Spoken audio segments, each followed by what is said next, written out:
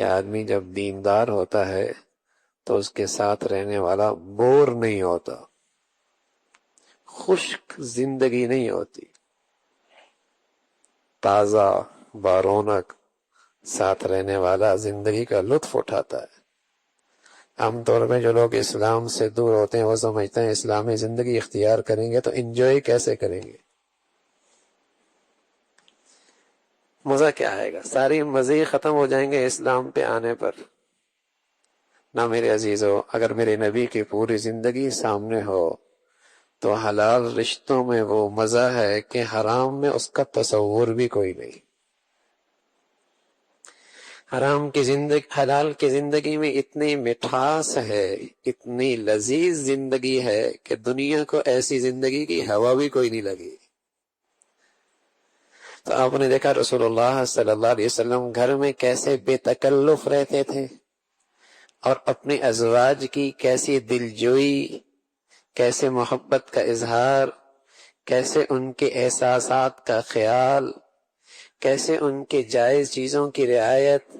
کیسے ان کے کھیل کے اندر اور ان کے دوڑ میں ان کے ساتھ دینا،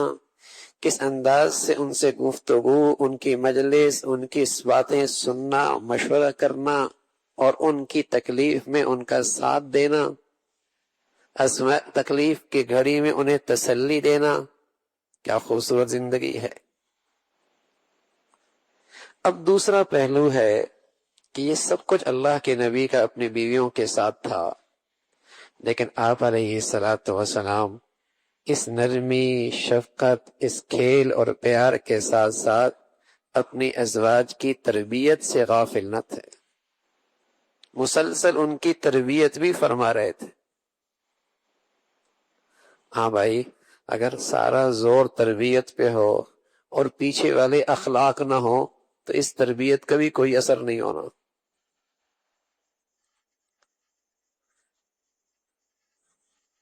ڈنڈا ہاتھ میں ہے، نماز کیوں نہیں پڑھتے، پردہ کیوں نہیں کرتے، یوں کیوں نہیں کرتے، اور اپنی زندگی کا حال کیا ہے،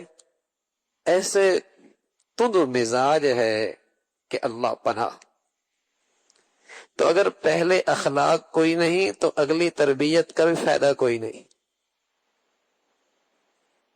اور اگر پہلی زندگی نبی علیہ الصلوۃ والسلام کے سامنے ہے، دوسرا نہیں ہے، تو میرے عزیزو تب بھی گھر کے زندگی کے مثبت اثرات نہیں آئیں گے، اس لیے کہ جب تک اس عورت کا اللہ سے تعلق استوار نہیں ہوگا تو میرے عزیزو وہ ایک اچھی خاتون اور اچھی بیوی بن ہی نہیں سکتی۔ اس لیے کہ جب ازواجی زندگی کی رشتے کی بنیاد للہیت پر، ایمان پر ہوتی ہے تو وہ وفاداری پائیدار ہوتی ہے۔ اگر مادیت کی بنیاد پر رشتہ کھڑا ہے تو جب مادیت بیٹے کے ہاتھ میں آ جاتی ہے تو باپ کی گھت بنتی ہے، باپ کا تماشا ہوتا ہے کہ اب تو مادیت بیٹے کے ہاتھ میں آ گئی، چابی اس کے ہاتھ میں آ گئی، کاروبار اس کے ہاتھ میں آ گیا، اس بوڑھے کے پاس کیا رہا ہے۔ دونوں مل کے اپنی زندگی کا وہ حصہ نکالتے ہیں جو انہوں نے برداشت کیا ہوتا ہے۔ یہ مادیت کی بنیاد پر اگر رشتے کی بنیاد ہوگی تو تماشا ہوگا، لیکن اگر للہیت کی بنیاد پر ہوگی، خدا ترسی پر ہوگی، خوف خدا پر ہوگی، ایمان کی بنیاد پر ہوگی، سبحان اللہ، جوانی میں یہ میاں بیوی محبت کے مزے لیں گے اور بڑھاپے میں یہ میاں بیوی ایک دوسرے سے شفقت کے مزے لیں گے کہ اس بوڑھے نے ساری زندگی میرے گھر کے دہلیز پہ قربان کر دی، یہ بوڑھا اس پہ شفقت کھائے گا، اور اس بوڑھے نے اپنی ساری خوبصورت جوانی میرے خاطر قربان کر دی، یہ بوڑھی اس بوڑھے پہ شفقت کھائے گی۔ جوانی محبت کی لذت مزے میں، اور بڑھاپے شفقت کے خوبصورت انداز میں گزرے گی جب اخلاقی پہلو بھی ہو اور یہ تربیت کا نبی علیہ الصلوۃ والسلام کا پہلو بھی سامنے ہو۔